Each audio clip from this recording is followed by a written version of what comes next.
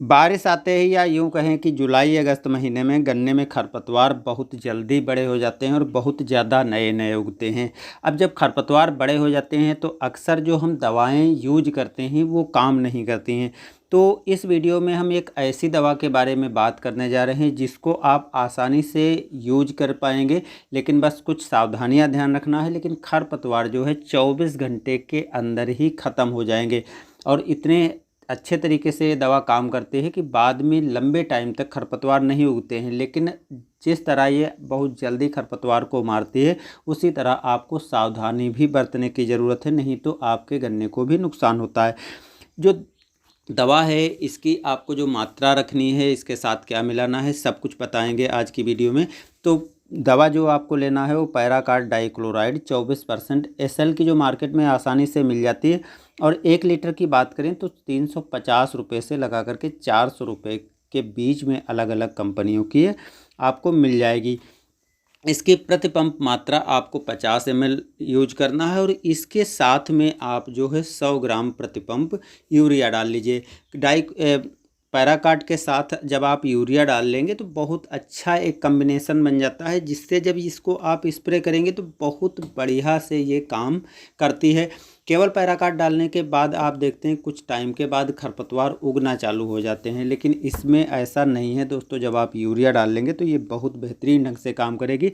आप देख रहे होंगे कि इस खेत में कितने बड़े बड़े खरपतवार हैं और इसको एक बार काटा गया है। काटने से फ़ायदा ये हो गया है कि अब इसमें दवा और पानी की डोज थोड़ी कम लगेगी और वैसे जो है 1 एकड़ में 1 लीटर मात्रा की आवश्यकता होगी। तो जब आप के खेत में छोटे थोड़े खरपतवार हों तो ये मात्रा आप पानी की कम कर सकते हैं और दवा की भी मात्रा आपकी कम हो जाएगी। अमूमन तौर पर यदि बड़े खरपतवार होते हैं तो पानी की मात्रा के साथ साथ आपको टंकी जो बनानी पड़ती है वो ज़्यादा बनानी पड़ेगी, इससे मात्रा दवा की ज़्यादा लग जाएगी। इसका स्प्रे करने में आपको एक चीज़ अपनाना है कि कट नोजल ले लीजिए। कट नोजल से आप एक एक कोने में आसानी से डाल पाएंगे। और अगर कट नोजल नहीं लेते हैं, सीधे फव्वारा वाले नोजल लेते हैं, तो होगा क्या कि गन्ने पर भी ये एक खरपतवार नासी पड़ेगा। और अगर जिस गन्ने पर ये खरपतवार नासी पड़ गया है और उसमें गन्ना नहीं बना यानी छोटा गन्ना है तो उसको भी ये मार देता है। और अगर बड़ा भी गन्ना हो जाता है तो कमज़ोर गन्ने को करता है। तो इस नुकसान से बचने के लिए आपको कट नोजल यूज करना है और कट नोजल से आराम से स्प्रे करना है। जैसे डबल मोटर वाली स्प्रे पंप या पेट्रोल वाली स्प्रे पंप है तो उसको आप स्लो चलाइए, जिससे आप आसानी से धीरे धीरे करके हर कोने में गन्ने में स्प्रे कर देंगे। स्प्रे करने के आप देखेंगे कि 5 से 6 घंटे के बाद इसका रिजल्ट दिखना चालू हो जाता है, यानी फसल जो है आपकी सुरक्षित रहेगी अगर फसल पर नहीं पड़ेगा, लेकिन खरपतवार मरना चालू हो जाएंगे। और 24 घंटे के बाद आप देखेंगे तो बिल्कुल खरपतवार जल चुके होंगे। तो इस दवा को डालने का यही उद्देश्य रहता है। जब गन्ना बड़ा हो जाता है और दूसरी दवाएं अक्सर फेल हो जाती हैं और इतना ज़्यादा पैसा आप नहीं खर्च करना चाहते हैं तो थोड़ी सी सावधानी बरतने की ज़रूरत है और आराम से आप एक जगह से लेकर के दूसरी तरफ स्प्रे करते जाइए। जहाँ पर गन्ना है उस गन्ने के आसपास आप स्प्रे कर दीजिए।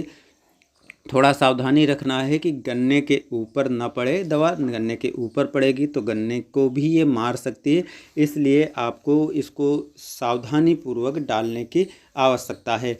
बाकी अगर आप इसकी जगह पर पैराकाट लेते हैं तो पैराकाट को मैंने देखा है तो वो धीरे धीरे करके लगभग 10-15 दिन में अपना काम करती है। और इस बीच अगर बारिश तेज़ हो जाती है तो खरपतवार से दवा धुल जाती है और इतने अच्छे से काम नहीं करती। लेकिन इसको जब आप डालेंगे तो अगर 4 से 5 घंटे के बाद भी बारिश हो जाती है तब भी ये दवा अपना पूरा काम कर लेती है।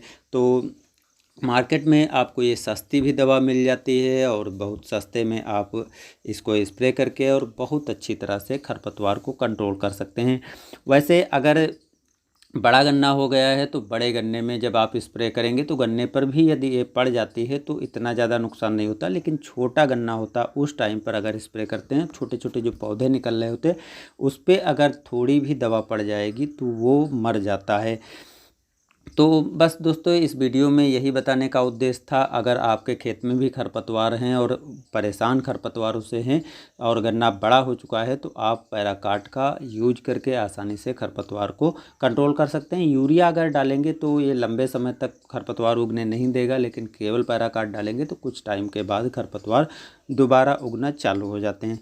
तो मिलते हैं दोस्तों नए वीडियो के साथ। वीडियो कैसा लगा ज़रूर बताइएगा, दूसरे भाइयों तक शेयर भी कर दीजिएगा।